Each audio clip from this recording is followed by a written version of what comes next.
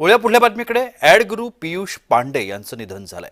वयाच्या 70व्या वर्षी मुंबईत त्यांचं निधन झाल्याची माहिती मिळते। ॲड गुरु म्हणून पीयूष पांडे यांची ओळख होती। वेगवेगळ्या ब्रँडसाठी पीयूष पांडे यांनी जाहिराती तयार करण्याचं काम केलं। एक वेगळा संकल्प म्हणून त्यांची ओळख देखील होती। पीयूष पांडे हे जाहिरात विश्वातलं मोठं प्रस्थ होतं। दीर्घकाळ ऑग्लिव्ही इंडियाचं नेतृत्व त्यांच्याकडे होतं। पीयूष पांडे यांनी जाहिरातींना केवळ व्यावसायिक दृष्टिकोन न देता प्रेक्षकांच्या हृदयापर्यंत पोहोचवण्याचं काम केलं।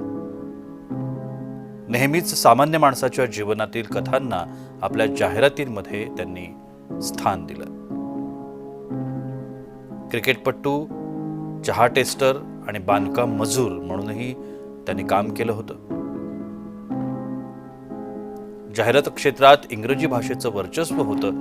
पांडे यांनी हिंदी आणि स्थानिक बोलीभाषांचा वापर करून हे चित्र बदलून टाकलं। थंडा मतलब कोका कोला, हमारा Bajaj, Asian paints, Cadbury, Fevicol यासारख्या ब्रँडसाठी त्यांनी जाहिराती तयार केल्या। अब की बार मोदी सरकार ही घोषणाही त्यांच्या लेखणीतूनच उतरली होती।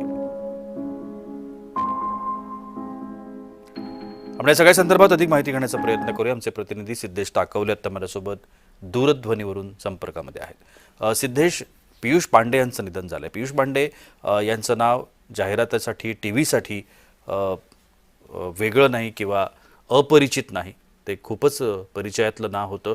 जाहिरातींमध्ये त्यांनी एक ठसा स्वतःचा उमटवला होता। प्रशांत, जर आपण बघितलं असेल तर भारतीय जाहिरात क्षेत्राचे शिल्पकार अशी त्यांची ओळख आहे। ॲडमॅन असं त्यांना संबोधलं जायचं। वयाच्या 70व्या वर्षी त्यांची प्राणज्योत मालवलेली आहे आणि भारतीय जाहिरातींना त्यांनी एक नवी ओळख दिलेली आहे। त्यांच्या निधनानं एका युगाचा अंत झाला असं म्हटलं तरी आपलं वावगं ठरणार नाही, कारण प्रत्येक तरुणाई जी काही म्हणजे या ॲड काय म्हणू त्याला आपण ॲडव्हर्टाईज करिअरकडे वळण्याचा जेव्हा एखादा तरुण तो निर्धार करतो तेव्हा पीयूष पांडे हेच त्याचा रोल मॉडेल असतं। त्याच्यानंतर आपण जर बघितलं असेल तर त्यांच्या अनेक ॲड्स ज्या आपल्याला आधी 90च्या काळामध्ये पाहायला मिळायच्या, म्हणजे बजाज स्कूटरची ॲड असेल, कोको कोलाची ॲड असेल, जी कोको कोलाची सर्वात आधीची जी ॲडव्हर्टाईज होती ती त्यांच्या टॅगलाईननीच ती उतरलेली होती। आणि त्याच्यानंतरच्या ज्या काही बाकीच्या ज्या काही गोष्टी होत्या, आता रिसेंटली आपण बघितलं असेल की अब की बार मोदी सरकार, जी टॅगलाईन होती मोदी सरकारची, ती सुद्धा त्यांनीच ती मार्केटमध्ये लॉन्च केलेली होती। तर एकंदरीत हे जाहिरात विश्वातलं एक फार मोठं प्रस्थ होतं। आणि ऑग्लिव्ह, जसं आपण तुम्ही मगाशी ज्या काही ग्राफिक्स मधून तुम्ही जे म्हणाला होता की ऑग्लिव्ह इंडियाचं नेतृत्व त्यांनी केलेलं होतं, जवळपास 4 दशकांहून ते अधिक काळ या संस्थेसोबत होते। आणि मी जर चुकत नसेल तर 2023 मध्ये त्यांनी ऑग्लिव्ह इंडियाच्या कार्यकारी अध्यक्ष पदावरून सुद्धा ते पायउतार झाले होते आणि सल्लागार म्हणून ते भूमिका त्यांनी स्वीकारलेली होती। आणि त्यांच्या कार्यामुळेच भारतीय जाहिरात क्षेत्रामध्ये सुद्धा फार मोठे बदल सुद्धा घडलेले होते।